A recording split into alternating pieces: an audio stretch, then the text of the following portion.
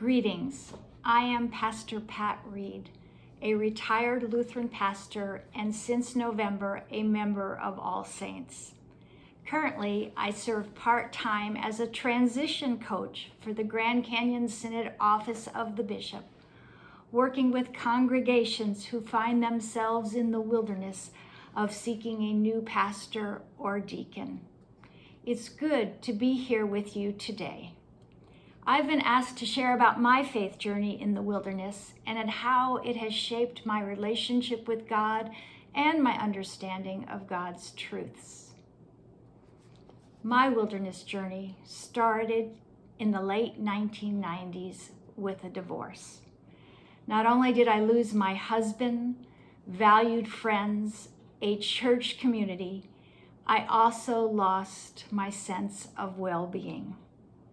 Up until that point, unlike the Israelites in Egypt, my life had been blessed. I thought I knew God, and I didn't understand why people struggled to have faith in God's promises. Then I found myself alone and devastated, unable to control my sadness or my tears. It was at one of my lowest points that I felt God's call to become a pastor. That had not been part of my life's plan. In my previous life, I had been a chemist.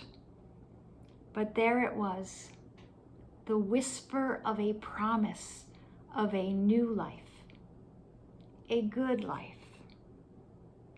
I dried my tears and eventually started taking classes at seminary. If you're in the wilderness today, I encourage you to keep on listening for God's call.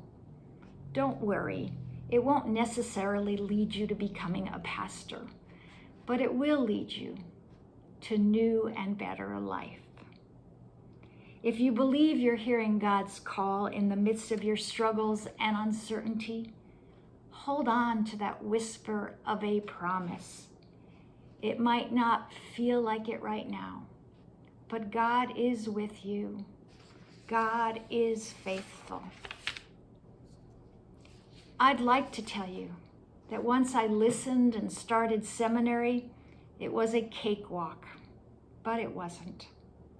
While I was trying to build a new life, my journey in the wilderness intensified. There were times when I felt like I was following God's path for my life and that God was with me. But more often, I felt all alone and doubted God even knew who I was.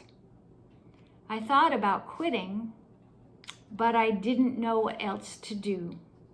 So like the Israelites, I just kept going, grumbling, doubting, and yes, sinning too. Thank God for grace and God's forgiveness. Since that time, I've had other experiences, death, illnesses, family issues that have returned me to that wilderness of uncertainty and sorrow. But because God guided me through that first wilderness experience, I don't feel quite as lost or alone as I did back then. I can trust better that God is with me, that God is faithful. On this side of life, we all experience time in the wilderness, but with God's help, we get through it. We survive and even thrive. If you're struggling or doubting right now, take heart. God is with you. God is faithful. Struggle and doubt are part of the wilderness journey. They are part of being human. They are part of life on this side of life. I kept going because I didn't know what else to do. I usually kept my doubts to myself, but one day I confided in a friend. After listening to me talk about keeping on the path set before me because I didn't know what else to do, and not because I felt this great sense of God's presence powering me forward, she said, "Pat, but don't you see? That's what faith is.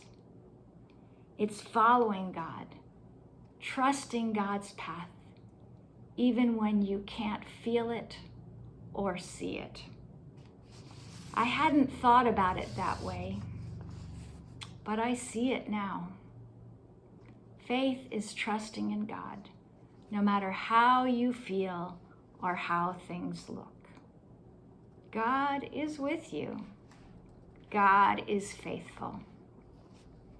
Shortly after that, I came across another grace that reinforced the idea and continued to guide me. I was feeling the struggle and doubt of the wilderness yet once again, and wondering if I was actually following God's will for my life.